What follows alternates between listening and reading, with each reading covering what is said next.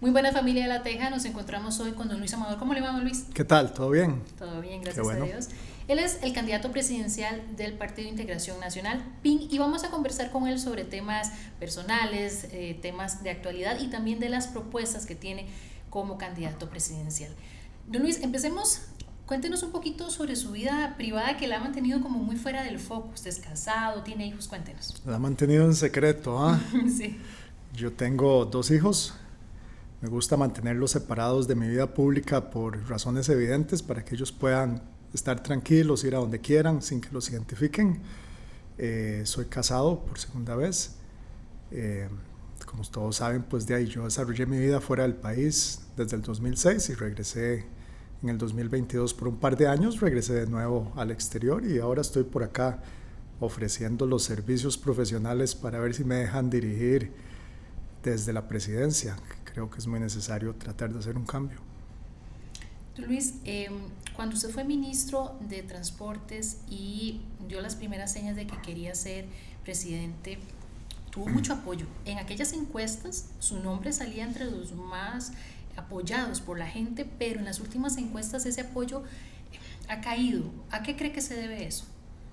Es que es muy simple, cuando usted tiene el ojo público y usted tiene la capacidad de hacer obras y la gente ve que la inspección técnica vehicular cae a la mitad del costo y la gente ve que se arregla el kilómetro 44 de la ruta 27 y la gente ve que una obra que estaba botada como Circunvalación Norte se apertura y la gente ve que se empiezan a hacer cosas, uno tiene el apoyo. Después de que a uno lo despiden, no solo le ensucian el nombre injustamente, sino que también uno ya pierde la capacidad de seguir haciendo cosas por el país.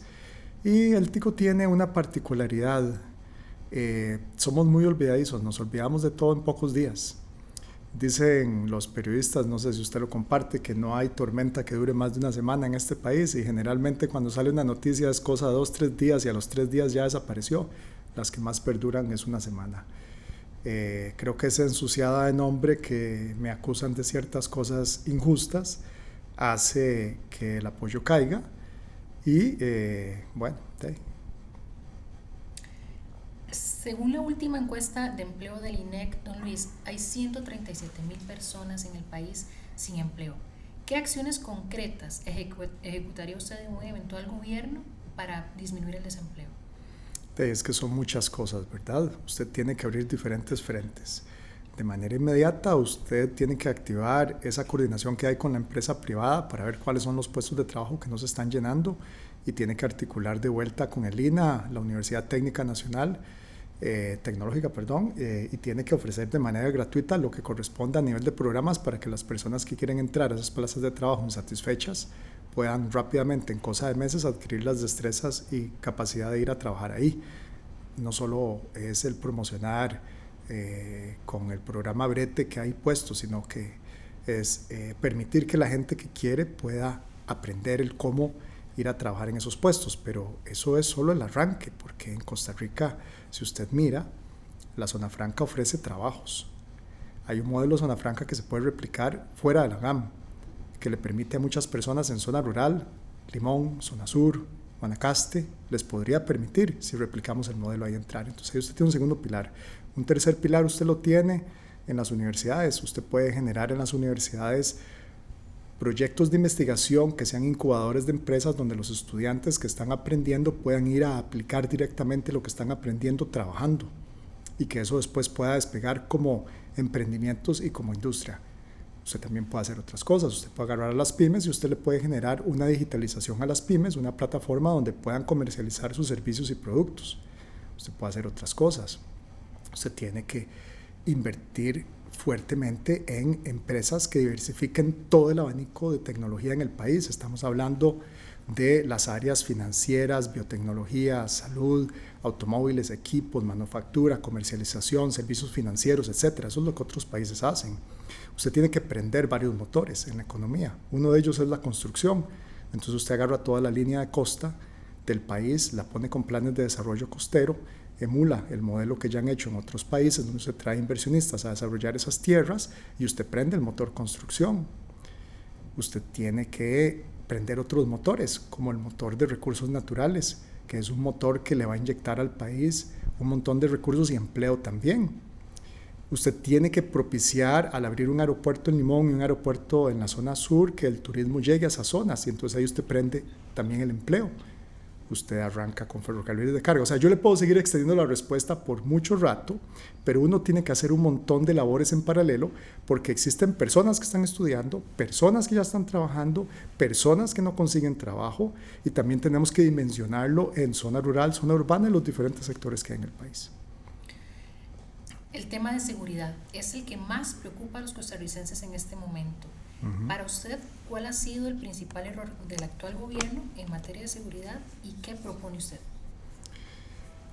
Ay, eso es un tema muy complejo. El principal error del gobierno actual es haber desarticulado esa coordinación que existía previamente en el Consejo de Seguridad, en el cual se podría haber sentado el presidente de la Asamblea Legislativa, el director del OIJ, el fiscal general, el presidente de la República, los ministros que tienen fuerzas policiales y el quien preside la Comisión de Seguridad y Narcotráfico de la Asamblea Legislativa, todos juntos para entonces integrar la estrategia. La estrategia es operativa, la estrategia es táctica, de choque directo, la estrategia es de investigación, la estrategia es de ataque directo contra el crimen en diferentes áreas.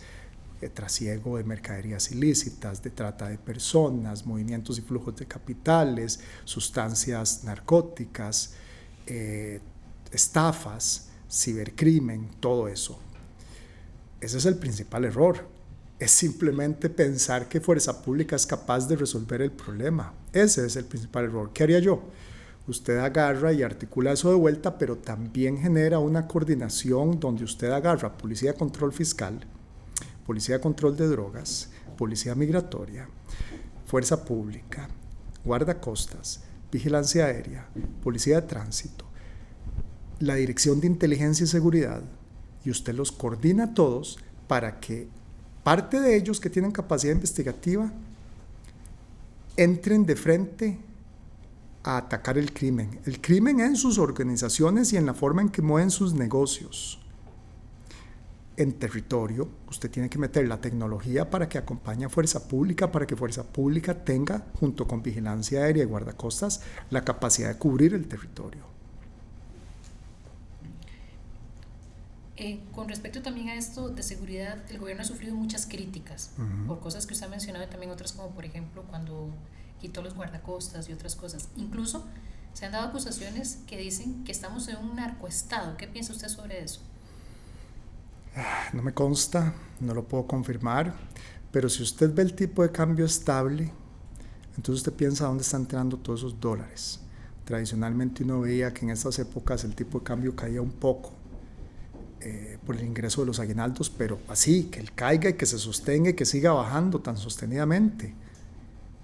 Y uno no ve que el país tenga miles de industrias de manufactura y de transformación y como otros países. ¿Podría usted entonces pensar que es lavado de dinero del narcotráfico? De ahí es que es parte, yo creo que de las sospechas que uno tiene, pero es que uno no tiene pruebas al respecto. Eso es lo que aparenta ser. Cambiando de tema ahora con la educación, que también es uno de los principales problemas que se vive en el país, la crisis educativa. En el último informe del estado de la educación se narraba que hay muchachos de colegio que tienen la comprensión lectora y el análisis matemático de niños de escuela. Don Luis, ¿cómo resolvería usted ese problema? Usted tiene que hacer una reforma curricular. Usted tiene que poner de vuelta las pruebas cada cierto tiempo, en sexto, en noveno, en etcétera, que vayan midiendo a los profesores y a los estudiantes, a los dos, no para que se queden, sino para que nos avisen. Reforma curricular significa cambio de modelo. Cambio de modelo significa conocimiento de base al inicio, donde seguimos un poco memorísticos, no importa, pero que se va transformando conforme usted va pasando y subiendo los años y llegando hacia el final de sus años de educación, y usted aprende a aplicar todo lo que ha aprendido y emprende, y usted genera el desarrollo de destrezas y habilidades en los estudiantes, la resolución de problemas, la aplicación de ese conocimiento de base, el que entiendan cómo se usa, casos de estudio. Eso es un poco el modelo del bachillerato internacional, que creo que ha sido mal comprendido. y que la gente, me decían unas muchachas el otro día del colegio, es que eso es solo si uno quiere ir a estudiar al exterior. No, eso no es si usted quiere estudiar al exterior, eso es porque eso es lo que le enseña a usted cómo todo eso que usted ha aprendido se cruza y se aplica y le sirve a usted para salir a buscar un trabajo. Evidentemente el bilingüismo está por ahí, es una tercera área. Ahora, cuando usted mueve esa reforma, usted le tiene que dar los recursos necesarios, ¿verdad? La infraestructura física, tenemos que pensar en eso. Tenemos que pensar en la misma capacitación de los docentes. Tenemos que pensar en cómo vamos haciendo ese cambio de modelo para que la educación de Costa Rica sea tan fuerte como lo fue en algún momento y hoy por hoy tan fuerte como la de otros países con los que estamos compitiendo y que nos están quitando inversión extranjera. El tema de infraestructura es un tema que usted conoce bien porque fue ministro de Transportes. Hay serios problemas, calles en terribles estados, puentes que colapsan, cuando llueve se inundan las calles y quedan daños. Las presas, don Luis, a la gente se le va la vida en las presas, ¿verdad? Vamos a ver, usted mencionó ya algunos de los proyectos que usted pues impulsó cuando estuvo en esa cartera, pero ¿cuáles otros dejó usted que el gobierno no continuó o cuáles sí continuó? O no quiso apoyar. ¿Cuáles? Ferrocarril de carga, primero que nada, porque entonces eso le genera recursos al Estado, le quita presión a las carreteras, baja el deterioro de las carreteras con los huecos que usted menciona. Esos son los que destruyen las carreteras. Y entonces esos recursos adicionales que le entran al Estado, platica, se usa para subsidiar el transporte público, para inyectarle a la modernización de ese transporte público. Eso por un lado. ¿Okay? Recuérdeme nada más la parte de resiliencia y cambio climático y todo lo que vemos con deslizamientos, inundaciones, etcétera, porque es una parte importante que tenemos que trabajar también. En esa parte nosotros le habíamos pedido a la Unión Europea que nos diera 250 millones para atender los puentes que por cambio climático estaban más expuestos. Ustedes han visto, el río crece y le pasa por encima, se sale. Esas inundaciones se dan aquí en Valle Central y se dan allá en zona rural. En zona rural usted puede hacer un dragado, y aquí en zona urbana también un poco, un dragado preventivo. Lo hicimos en la zona sur, por ejemplo, en el río Lagarto, en el río Coto, etcétera.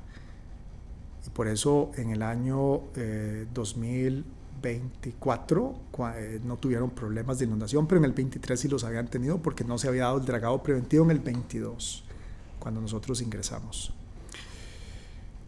En el Valle Central, las presas necesitan de un cambio de modelo. Tenemos que entenderlo claramente. Sí, claro que hay que invertir en mejores carreteras. Claro, si ustedes miran los carriles cuando usted viene de Ruta 1 y se pega con circunvalación y que ahora son 2 carriles y tiene un toquecito más de chance, o cuando sale del aeropuerto que se metió hasta donde se pudo, eso lo mandamos a hacer. Pero eso son pequeñas cositas que no solucionan el problema. Ustedes lo vieron, se abre circunvalación norte y uno fluye, pero ya después se vuelve a pegar. ¿Por qué? Porque el resto del sistema está colapsado. Eso es como que una arteria de su cuerpo usted la libera, pero el resto está mal. El cambio de modelo significa que tenemos que impulsar el transporte público. No son buses.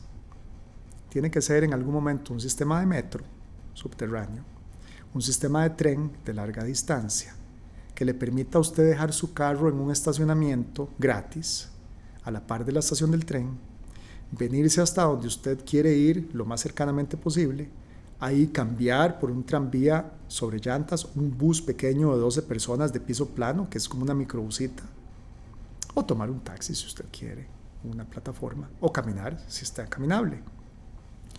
Ese cambio de modelo también involucra que en las zonas urbanas de más alta densidad tenemos que propiciar los nodos de desarrollo de transporte. Esas son palabras muy etéreas, pero lo que significa es más edificios de torre cerca de esas terminales para que entonces la población se concentre más en ese corredor.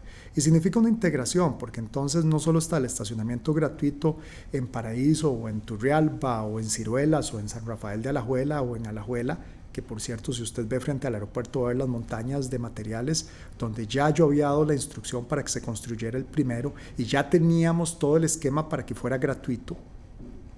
Lo mandaron a cancelar porque no tienen visión.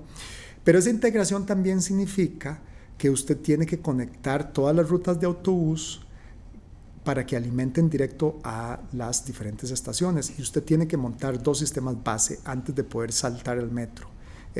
En circunvalación usted monta un sistema que rota alrededor y que conecta. Que rota me refiero a, pueden ser autobuses eléctricos de piso plano posiblemente, que son los más fáciles, o bus articulado tipo tranvía de 2 o 3 que esté rotando por ahí. Conecta con el Incofer en el AIA, conecta con el Incofer en la UCR, conecta con el Incofer en Cayo Blancos. Y también conecta con el otro que viene sobre Paseo Colón, Avenida Segunda, donde llegan todas las rutas de sectorización, le llegan a esa línea Paseo Colón, Avenida Segunda. Eso después se convierte en su sistema de metro, porque usted agarra la misma carretera, le abre una trinchera, le pone una tapa y el tranvía lo mete por debajo. Y ahí es donde hay que evolucionar al ICE para que el ICE sea el Instituto de Energía, Minas e Infraestructura. Perdón, la respuesta no es corta, porque el cambio de sistema es grande, ambicioso y amplio. Cuando usted hace eso, usted entonces libera, porque ahorita movemos 18,000 pasajeros por tren. Con este sistema que le digo, usted pasa entre 100,000 y 200,000 pasajeros por tren. Usted le quita 100,000 carros a las carreteras de inmediato. Y conforme usted concentra y usted permite estos movimientos, usted sigue levantando hasta que usted mueve cientos de miles de personas por ese sistema. Los vehículos, necesitamos ciertas mejoras en infraestructura, la radial Heredia, por ejemplo, la interconexión de la radial que viene de Cartago directamente a Circunvalación, o sea, sí, por supuesto, la San José-San Ramón, que por cierto, en San José-San Ramón yo había mandado a pedir que se conectara el aeropuerto por subterráneo con un pequeño tren que llegara a la estación de Río Segundo de Alajuela del Incofer, a la par de esos estacionamientos que ya le estoy diciendo, para que usted pudiera ir en tren al aeropuerto. El aeropuerto mueve 5 millones de pasajeros al año. No es nada despreciable. Eso es presión que usted le quita también a las carreteras. ¿Estoy soñando? Sí, posiblemente, pero esa es la única manera. Si no, usted va a ver lo que ve hoy en día. Cada vez estamos más atascados, más atascados, más atascados. En el tema de las listas de espera, Luis, hay personas que viven años esperando una cita, un procedimiento. Por ejemplo, ortopedia es una de las especialidades más afectadas con todo esto. Hay personas esperando una cita para el 2034, por ejemplo. ¿Cómo atacaría usted las listas de espera? Hay 3 frentes. El primero es separar la labor del personal médico para que deje de hacer labores administrativas. Entonces hay que meter personal administrativo suficiente para que tome esas labores. Personal médico haciendo labores administrativas le quita la mitad del tiempo aproximadamente, según las conversaciones que he tenido, y ese tiempo es tiempo que no pueden atender pacientes. Esa es una primera área, y obviamente que hay que darles un reconocimiento profesional de la labor que están haciendo a nivel salarial, etcétera, y hay que hacer un balanceo adecuado para que les sirva trabajar y no tengan que ir a buscar segundas jornadas en otros lados. Pero obviamente esa no es la solución, eso es parte. La otra parte es la infraestructura física, la capacidad que hay, porque hay un número determinado de salas de operación, un número determinado de camas de recuperación, un número determinado de capacidad instalada para dar ciertos procedimientos quirúrgicos y médicos. Ahí, ¿qué hace usted? El hospital de Cartago, el hospital de Limón, ciertos hospitales hay que modernizar y expandir, pero eso no le va a solucionar el problema. En este país hay un sistema de 3 líneas: hospital, clínica, EVAIS. Los EVAIS varían en su capacidad, desde muy básica hasta un poquito mejorcitos. Las clínicas se supone que tienen un nivel intermedio. Si usted mira al exterior, otros países lo que tienen son clínicas y hospitales. ¿Por qué no podemos ser ambiciosos y pensar que los EVAIS pueden evolucionar hacia clínicas, donde los vamos fortaleciendo para que puedan capturar me refiero a los pacientes puedan ir a esa clínica antes de ir al hospital, son referidos al hospital cuando ya se amerita ir al hospital, usted le libera capacidad al hospital entonces, en la saturación que usted tiene. Todo esto ocupa plata, ¿verdad? Entonces ahí hay que entrar a hacer la reestructuración a lo interno de la caja tiene que operar como una empresa privada, básicamente, y hay que darle esa potestad para que pueda hacer eso. Tenemos que sentarnos a limar todas esas ineficiencias. Usted ve la caja y usted ve las noticias y usted ve que tantos equipos estaban enrumbrando en no sé dónde, tantos medicamentos que estaban en no sé dónde que no se utilizaron. O sea, por eso es que tiene que operar como una empresa privada. Creo que es parte del uso adecuado de los recursos. Cuando uno mira el presupuesto y lo que la caja recibe a nivel de cargas sociales que son asignadas a ellos, Costa Rica es de los países que más recauda y le asigna. Pero como es una institución que no es tan eficiente, pues entonces tenemos que limar esa grasa de ineficiencia que existe ahí. Hay también, para cerrar la respuesta, esquemas privados donde se puede pensar que para levantar rápidamente la capacidad podemos conversar con las clínicas y hospitales privados para que asuman en parte el rol mientras levantamos infraestructura por otro lado.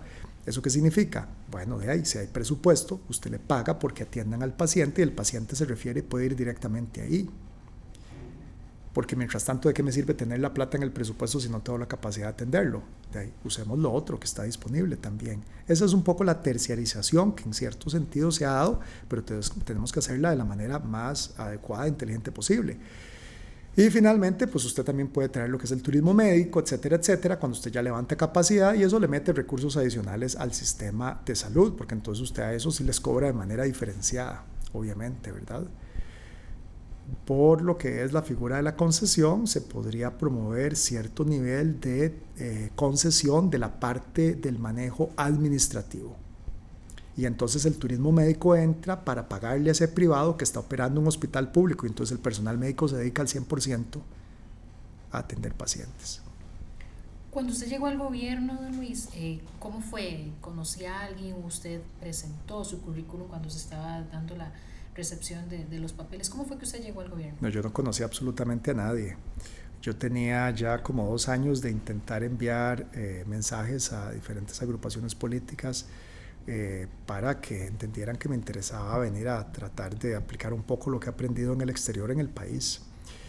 Yo mando en el formulario que abren ellos, yo lo lleno y después me dicen, ok, mande los atestados, mando los atestados, esos que hay, no me dicen nada más. Después de como 10 días, una cosa así, ya es una semana más o menos para la juramentación de mayo. Y entonces yo le mando un mensaje a Natalia Díaz muy puntual, mi nombre, mi edad, profesión, mi experiencia, pero puntual, líneas. Y le adjunto los atestados y obviamente pues que le hago saber que he trabajado en diferentes países, en diferentes proyectos, todos con respecto a transportes e infraestructura. Mis áreas de especialización doctoral, yo tengo un doctorado en ingeniería civil, en gestión de infraestructura pública, transportes. Y me llaman y me dan una entrevista para el miércoles antes de ese domingo, que es el domingo donde ya vamos todos a la Asamblea Legislativa a la toma de posesión. Y pues ahí ya el resto creo que ya se sabe. De ahí en adelante pues me ofrecen el ministerio y yo vengo a Costa Rica con mucho gusto a trabajar. En los primeros meses se le vio una cercanía a don Rodrigo muy particular. Pocos ministros, se veía una confianza entre ustedes dos. ¿Qué rompió esa relación? No sé si incluso llegaron a ser amigos, don Luis. No, nunca llegamos a ser amigos. Yo siempre me limité a trabajar. Ellos ya sabían lo que querían hacer. Ellos ya sabían que querían una continuidad y querían seguir en el gobierno. Ellos utilizaban las redes sociales y todo lo que se podía para promover eso. A mí eso no me interesaba. Yo hacía mi trabajo, pero conforme yo me daba cuenta que habían cosas un poco extrañas, empezaron a surgir algún nivel de desacuerdos. Y entonces llegamos a un punto donde yo lo recuerdo a él decirme, tienen que vernos más cerca. Están diciendo que nos están viendo distanciados. Tenemos que salir más en conjunto. Acércate para que salgas aquí en la apertura de lo que sea. A mí la apertura ni me va ni me viene, porque a mí lo que me interesa es que se haga lo que a la gente va a beneficiar. Es más, yo por mí ni siquiera hago inauguración de nada, simplemente el día que está listo se abre y la gente lo usa, punto. Pero a él sí le interesaba hacer el gran show y espectáculo porque es parte del cómo se amasa apoyo popular. Eso es parte de ser populista. Si usted mira en los videos, usted va a ver que a mí no me interesaba. Yo estaba ahí por atrás y él iba de frente, abriendo lo que usted quisiera, el serigráfico allá en Cartago, la galera, la obra que fuera, usted lo iba a ver de esa manera. Y bueno, eso ya desencadena lo que usted sabe que desencadenó, pero esto es el manejo de medios, y ahí es interesante tal vez recordarle a la gente en 10 segundos, esto es el manejo de medios que se daba con la empresa esta que ha salido ahora con todas las acusaciones que se están moviendo había un contrato como de 300 y resto de $1,000 con una empresa privada para que le asesorara imagen, manejara pauta, medios, viera cómo manejar la opinión pública. Claro, entonces ahí ya uno se da cuenta que desde ese momento ellos estaban haciendo todo lo posible para ir amasando apoyo popular, y entonces como parte del amasar apoyo popular, pues me promovían a mí a la par de él. ¿Y por qué lo hacían? Yo creo que lo hacían porque yo era el que me estaba moviendo en trabajar y tratar de hacer las cosas desde un inicio, desde muy temprano, desde que le arrebatamos la inspección técnica vehicular a un buchón que cobraba el doble de lo que se debía cobrar y logramos que el precio cayera a la mitad. Desde ese momento creo que ellos se dan cuenta de que los demás están de ahí no haciendo mucho, y entonces tratan de poner el foco encima mío. Muchas personas tienen la impresión, por cosas que se han visto, por ejemplo, en las conferencias de prensa de los miércoles, que don Rodrigo Chávez es una persona autoritaria y, como decimos los ticos, mandona, ¿verdad? Sé por dos fuentes incluso distintas que lo han visto golpear el escritorio exigiendo que se haga algo que él quiere. Usted lo mencionó en la Asamblea Legislativa, de hecho, en su comparecencia. ¿Le tocó a usted ver este tipo de cosas? Usted, que lo tuvo como jefe, ¿cómo es don Rodrigo? Sí, claro, es otra persona completamente diferente. Y el problema es que es otra persona que solo promueve los temas que a él le interesa y que a veces no son los de más alto impacto ni los que van a hacer las cosas. Por ejemplo, a él le dijimos, rescatemos la Ruta 27, se puede titularizar, ya tenemos todo el estudio hecho, se le inyecta los recursos al concesionario para que haga la ampliación de inmediato, se hace con la banca estatal y con los fondos de pensión. En 7 años esto le regresa al país, le genera $100 millones al país de ingresos netos. A él le interesó irse por otro camino. El gas natural tenemos que promoverlo, esto es un cambiador del juego, un game changer. No, tampoco. Arabia Saudita nos está prestando al 3% tasa de interés. Vaya, vea usted a ver cuánto estamos pagando nosotros en deuda, 7, 8%, al 3%. Se podía usar para lo que quisiéramos. Tampoco. Sí, me tocó verlo golpear la mesa, y a veces en un sinsentido que yo no entendía y que después llegué a comprender. Me tocó en una reunión de infraestructura en la que había que revisar todos los proyectos del sector transportes e infraestructura, todos, me refiero a puertos, aeropuertos, carreteras, ferrocarriles, todos. Y lo único que le interesaba eran los atracaderos en las islas del Golfo de Nicoya. Ese era el único tema que a él le interesaba.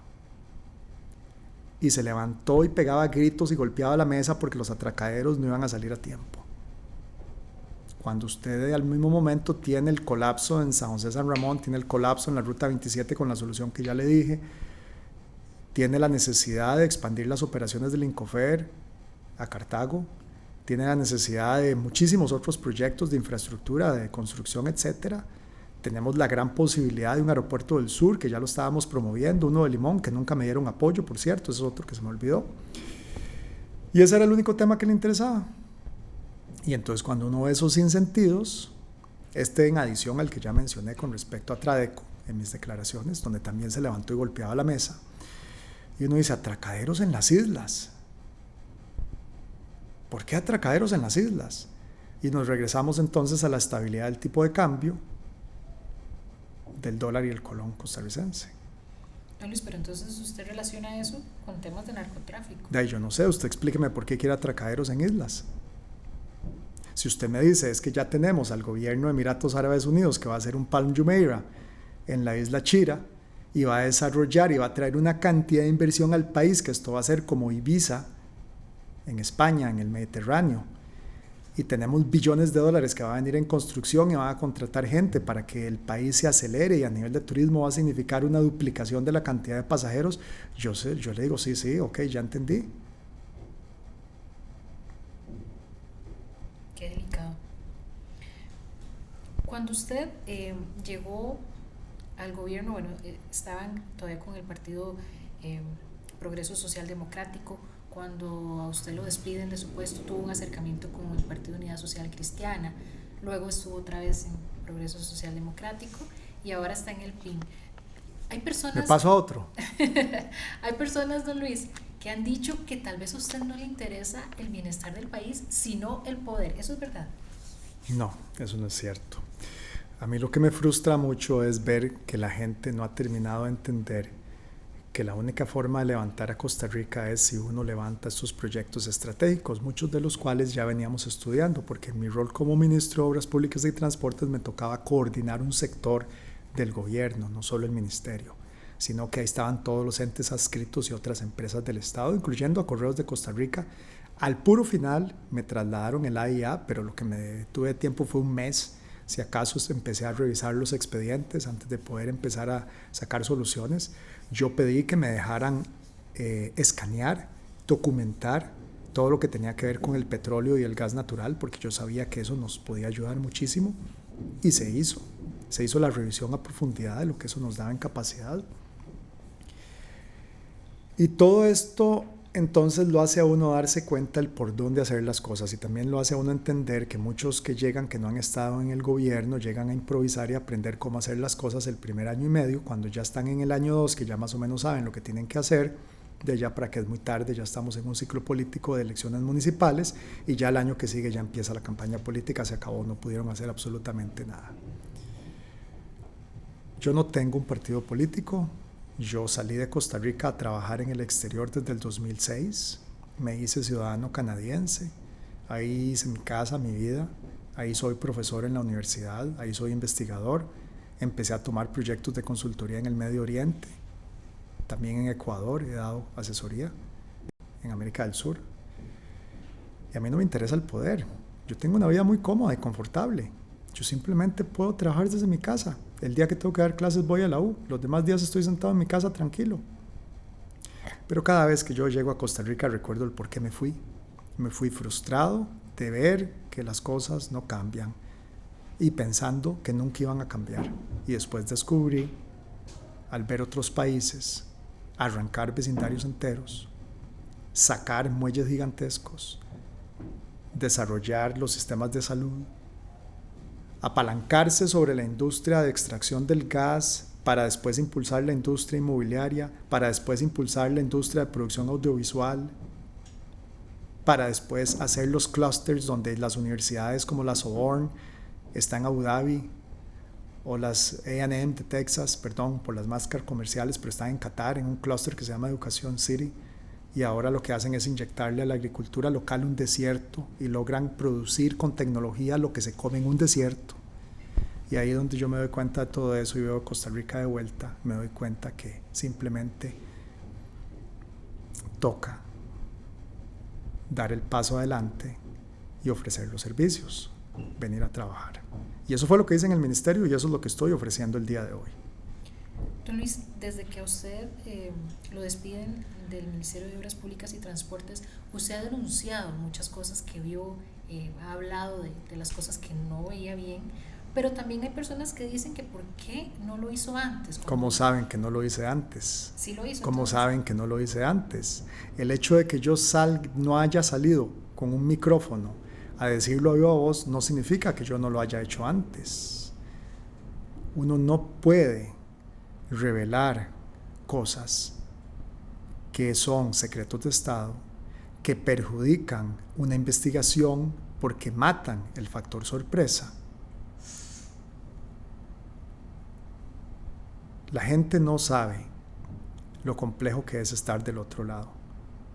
Por supuesto que uno tiene que ir dando las alarmas, las alertas, coordinando con otras autoridades en temas, pero ya más allá yo no le puedo decir.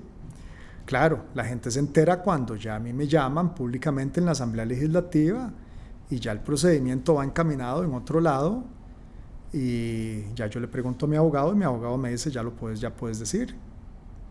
Pero hay puntos y hay momentos y hay instancias en las cuales uno no lo puede hacer. Y lo que usted ha escuchado hasta la fecha no es todo lo que existe. Pero usted sí ya se lo ha dicho a las autoridades. Creo que ya le di mi respuesta. Más allá yo no puedo dar datos ni detalles. También hay personas que han criticado la forma, don Luis, en la que usted se fue para Canadá después de que se dio a conocer su destitución, ¿verdad? El presidente lo anuncia, usted ni siquiera estaba en el país, Es que ese es el factor. Soy el macho alfa, pero para despedir soy un cobarde. Nunca ha despedido a nadie cara a cara en su despacho en Presidencia de la República, hasta donde yo recuerdo. O encarga a otra persona que lo haga, o hace una llamada telefónica. Entonces no sé qué es de macho alfa. ¿A usted lo llamó por Sí, teléfono? a mí me llama por WhatsApp. ¿Qué le dijo? ¿Cómo se lo dijo? Palabras más, palabras menos, a lo que logro recordar. Yo le digo, buenos días, don Rodrigo, creo que eran como las 10:30 de la mañana. Yo estaba en Montreal atendiendo unas reuniones de la base de aviación civil, donde nos están haciendo un proyecto de ley, por cierto, con parte de la plata que todavía quedaba ahí para modernizar aviación civil, como una autoridad nacional. Y él me dice, yo le digo, ¿cómo le va? Y me dice, mal. Le digo, ¿por qué? Y me dice, porque a partir de ya usted está despedido. Usted sabe las razones por las cuales usted ahora va a asumir el costo político. Ya vamos, en media hora entramos a conferencia de prensa y me soltó un tipo de amenaza que si yo decía algo o algo por el estilo, no recuerdo las palabras exactas. Yo no le contesté absolutamente nada. Yo simplemente le colgué el teléfono. ¿Por qué? Porque no tiene sentido contestarle a alguien con el nivel de inestabilidad como ese inquilino de Zapote. Cuando me despiden, entonces obviamente me echan encima el costo político de algo que hace otra institución, el costo político de algo que decide otro jerarca, el costo político de algo en lo cual yo no formulo el cartel, yo no adjudico el cartel, yo no veo apelaciones del cartel, no es de mi ministerio lo manda la información al otro lado, pero ellos son los que hacen absolutamente todo, yo no lo hago. Y bueno, para mí simplemente también fue en parte fue estoy tratando de pensar la palabra en español, it was a relief, porque ya la relación estaba muy tensa, porque ya yo tenía que dar contraórdenes para corregir cosas que estaban mal. ¿Se había convertido usted en una incomodidad entonces? Yo no era una incomodidad, él estaba haciendo cosas inadecuadas que ponían en riesgo al país. Él introdujo policía a manejar un puerto, APM, cuando usted necesita personal capacitado en manejo de los protocolos portuarios, porque a usted lo auditan las autoridades de otros países, incluyendo Estados Unidos, y si usted pierde la auditoría, que se hace periódicamente, a usted le cierran la exportación, le cierran la recepción de productos que salen del país exportados a otros mercados internacionales. Y eso estaba a punto de ocurrir con APM en Costa Rica. Y entonces yo doy la contraorden de que el personal privado ingresa de inmediato a la par de Fuerza Pública, porque yo entendía que Fuerza Pública se ocupaba para manejar los temas de seguridad y trasiego de drogas. Pero les dije, se ponen a la par de ellos y verifican que los protocolos se hagan, y él da la orden que salgan, él los saca y yo doy la orden de que entran de nuevo otra vez. Y nos enfrascamos en una conversación en la cual yo le tengo que explicar el por qué está haciendo algo equivocado. Es un ejemplo. Hay otro ejemplo. Cuando todos los vehículos de carga tienen que ingresar al puerto, ahí usted completamente hace un desastre. Queríamos promover un patio seco de interconexión ahí afuera de APM, hay un terreno de 9 hectáreas del MOP, tampoco hubo apoyo para poder sacar eso adelante. Cuando usted tiene el bajo de los Ledesma ya listo para aperturarlo y los ingenieros le dicen ya está listo, ya se puede abrir para levantar este nudo después del colapso que ocurrió, y él dice no se abre porque yo hasta el próximo martes puedo ir y es viernes. ¿Usted sabe la calidad de presa que se estaba haciendo los viernes? Y yo inmediatamente digo, se abre. Y por supuesto que me llama furioso. Y así le puedo citar algunos otros ejemplos. Pero, por una parte es una descarga, pero por otra parte es un problema. Porque empiezan a cerrar cosas que habíamos hecho que eran importantes, como las plantas de asfalto, por ejemplo. en las cuales el material de los ríos se podía usar con un quebrador de liceo, por ejemplo, para poder hacer asfalto y asfaltar muchas de esas carreteras que están en mal estado, sin tener que pagar caprichos a la empresa privada que es la que quiere ir a asfaltar. Ya teníamos y estábamos firmando convenios con las municipalidades para hacer eso. Eso se va, eso lo cierran. Las plantas de asfalto las mandan a cerrar. Y así empiezan a cancelar algunas cosas, ¿verdad? Gracias a Dios, el fideicomiso de los buses eléctricos, con el cual ya ingresaron unidades hace pocos días, fue a través del Banco Nacional, aunque al Banco Nacional no le fue muy bien, pero esos ya son otros temas. Gracias a Dios, la instrucción de que entraran los e-gates, que son esas puertitas automáticas en el aeropuerto, donde usted acelera y baja las filas que antes eran tan exageradas, a partir de casi ya que van a abrir, se libera. Instrucciones que ya no pudieron reversar, pero otras instrucciones sí las lograron reversar. El aeropuerto de Limón ahí se fue al sueño de los olvidos, porque nosotros lo estábamos preparando para hacer esa ampliación y que pudiera recibir vuelos comerciales.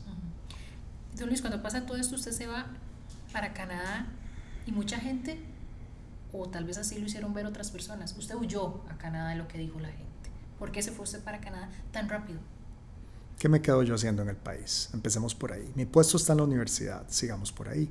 ¿De dónde saco yo mi salario para pagar la hipoteca de mi casa y el préstamo de mi carro? O darle de comer a mis hijos. Me quedo en Costa Rica, sin trabajo. ¿Ustedes sabían que el presidente bloquea a las personas, aparentemente? Él aparentemente bloquea a todas las personas que despide para que no puedan conseguir trabajo. Eso es lo que a mí me dicen muchos de los funcionarios que han sido despedidos, que fueron despedidos antes de mi persona y que han sido despedidos después, de personas altamente calificadas a las cuales no les dan trabajo. Ya eso yo lo sabía. Entonces, ¿qué me quedo yo haciendo en el país? Si yo tengo mi puesto de trabajo en la universidad, yo tengo que regresar a la universidad y pedirle a las autoridades de la universidad que descongelen mi puesto de trabajo, lo cual duró como un mes, ahorita no recuerdo, tal vez 2, para yo volver a tener un salario y poder seguir mi vida. ¿Me quedo en Costa Rica? Yo no soy millonario. Y además, ¿qué me voy a quedar haciendo cuando me acaban de echar encima un montón de acusaciones falsas, que ahora hace que la gente, que a veces muchas personas no piensan, crean esas acusaciones falsas? ¿Se dio usted cuenta de si en algún momento el presidente quiso contactar a sus jefes allá en Canadá? Por lo que usted me acaba de decir, de que se dio cuenta que hay personas a las que las bloqueó. No, la universidad en Canadá entiende los asuntos políticos. Para las universidades, para las personas en Canadá, Costa Rica es a banana republic, básicamente. Los que me entiendan me entenderán, no lo voy a traducir. Y simplemente no le prestan atención a estas cosas. A mí el decano me dijo, recibí una llamada telefónica, pero ni te preocupes, nosotros a estas cosas ni le prestamos atención. Don Luis, ¿piensa usted que el hecho de que el oficialismo diga públicamente que quiere 40 diputados, que quieren modificar la constitución política, que eso representa un riesgo para la democracia en un eventual gobierno de Laura Fernández? Véalo así. Muchos de los magistrados de la Corte Suprema se renuevan nuevas personas en este nuevo periodo presidencial. Ahorita no recuerdo el número, pero es un número muy significativo. Ese es uno de los poderes del Estado, ¿sí?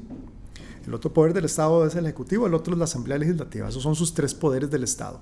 Y después usted tiene 2 contrapesos adicionales, la Sala Constitucional, Sala Cuarta, Tribunal Supremo de Elecciones y la Fiscalía 3, perdón. ¿Ok? ¿Qué pasa cuando usted ataca al fiscal general y lo trata de debilitar? ¿Qué pasa cuando usted le tiende una trampa al director del OIJ y lo quiere amedrentar y debilitar? ¿Qué pasa cuando usted quiere controlar la Asamblea Legislativa y con eso tener la potestad de nombrar a los magistrados de la Corte? ¿Y qué pasa cuando usted logra tomar la presidencia, tomar la Asamblea Legislativa, que esa Asamblea Legislativa le cambie las personas que están en la Corte, amedrentar a los otros 2 funcionarios que hacen investigación y hasta en la de menos, Dios primero no, pero usted ha visto los ataques contra el mismo Tribunal Supremo de Elecciones, pues por supuesto que esto lo que se están tratando de hacer es mesa gallega, o no sé qué palabras es la mejor usar, es tomar el control. Pero el problema de tomar el control es que no tenemos la madurez ni tenemos los mecanismos. En otros países, en Canadá, por ejemplo, un primer ministro puede ser despedido ya, cualquier día. El Parlamento se pone de acuerdo y le da un voto de no confianza, inmediatamente se lanzan las elecciones. Cuando se va a aprobar el presupuesto, el Parlamento le puede decir no se aprueba el presupuesto, inmediatamente se lanzan las elecciones. Y cada 4 años está forzado, aunque no haya ocurrido nada de eso, a ir a elección. Ahí usted tiene mecanismos para cuando algo no está funcionando, parar. En Costa Rica no existen esos mecanismos. No hay reelección continua, pero si toman control de la Asamblea Legislativa, pueden pasar la reforma constitucional para que haya reelección continua. Ahí se queda perpetuamente el Ejecutivo, no hay forma de quitarlo, como ya se le acabo de mencionar en el otro ejemplo. La Asamblea Legislativa es un problema en sí mismo, porque ellos mismos se regulan a ellos mismos. Entonces, por ejemplo, usted ve las jornadas de la Asamblea Legislativa ordinarias y extraordinarias, y aunque Presidencia no convoque nada, a ellos no se les da la gana cambiar el reglamento interno para entonces ellos mismos poder convocar. Y ellos mismos se siguen protegiendo a ellos mismos y ellos mismos siguen haciendo uso del control político para cuestiones políticas. Hay un proyecto de ley, si no me equivoco, para que quien se quiera lanzar a candidato a la presidencia y sea diputado tenga que renunciar, pero hoy por hoy no lo tienen que hacer. Eso es inadecuado. Toda esta pérdida de potestades institucionales lo que hace es debilitar, es el mismo camino que ha ocurrido en las otras naciones de la América Latina o en otros países, el mismo manejo de la prensa y quebrar a la prensa para que se reduzca el número, es el modelo de Indonesia, donde nuestro querido inquilino de Zapote estuvo muchos años. Ahí vio el ejemplito. Váyale a usted y se dará cuenta que ahí hay un contubernio entre los poderes del Estado y la prensa. ¿Y por qué la prensa? Porque entonces cuando los que están arriba controlan a la prensa, mandan los mensajes que ellos quieren que la gente escuche. Y la gente confía en los periodistas. Yo confío en los periodistas en Costa Rica todavía, porque no hemos llegado ahí. Pero si perdemos todo eso, entonces lo que llegamos es a una dictadura. Ese es el gran problema. Don Luis, usted acaba de mencionar una trampa para el director del OIJ. ¿Sabe usted algo más de todo lo que le ha pasado a don Randall? Que si bien es cierto, se ha escuchado el rumor, ¿verdad? De que... Escucho lo que mi abogado llega en sus conclusiones al decirme es muy extraño elementos. No me consta nada de esto, pero todas las denuncias entran a la misma vez.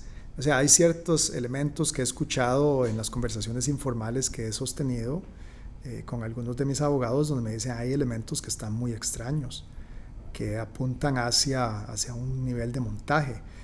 No tengo pruebas, eso es lo que en corrillos y pasillos, al menos de los abogados con los que yo hablo, se dice. No me consta. Pero cuando usted lo pega con todo lo demás, usted se da cuenta que... Y no estoy defendiendo aquí a una persona que pudo haber cometido algo inapropiado o ilegal, no estoy diciendo eso. Pero estoy diciendo que en las circunstancias en las que estamos, donde usted ve consistentemente el debilitamiento de lo otro, eso era lo único que hacía falta. Y entonces plantea una duda razonable. En un eventual escenario de una segunda ronda electoral, donde doña Laura Fernández llegara con cualquier otro partido, ¿hacia dónde se inclinaría usted? ¿Estaría incluso dispuesto a hacer alianzas? Sí, por supuesto. Yo los llamé públicamente en un video que saqué hace algunos meses y les dije, tenemos que unirnos, es la única manera. Si estamos separados, vamos a... hay un dicho que dice, divide y vencerás. Estamos divididos. ¿Estaría usted dispuesto a negociar con doña Laura y hacer una alianza con ella? ¿Con quién? Con doña Laura. Sin Aura Fernández. ¿Qué tipo de alianza? Si es una persona que no tiene la capacidad de echarse al hombro la responsabilidad de liderar un país y de sacar las cosas adelante. O sea, eso es un sinsentido. Ella es una simple marioneta del presidente. Ella fue su compañera. Sí, por supuesto, y desde muy tempranas edades se veía la alabanza casi que al estilo religioso que le hacía al inquilino de Zapote, donde le decía que sí absolutamente todo, donde era la persona más verbal, aclamando y proclamándolo como si uno estuviera en misa en consejo de gobierno. Y Y entonces ahí uno se da cuenta que desgraciadamente estamos frente a, ya mejor no voy a decir la palabra, porque realmente no vale la pena, pero estamos frente a una simple marioneta que está siendo utilizada, y usted tiene la confirmación cuando ella misma dice: lo voy a nombrar ministro de la Presidencia y coordinador de la continuidad, algo así son las palabras que utiliza. Y entonces ahí ya no necesito más confirmación yo de eso. Don Luis, muchísimas gracias por haber estado con nosotros hoy aquí. De verdad que le deseo muchos éxitos en sus proyectos. Muchas gracias. Muchísimas gracias también a ustedes por haber estado con nosotros.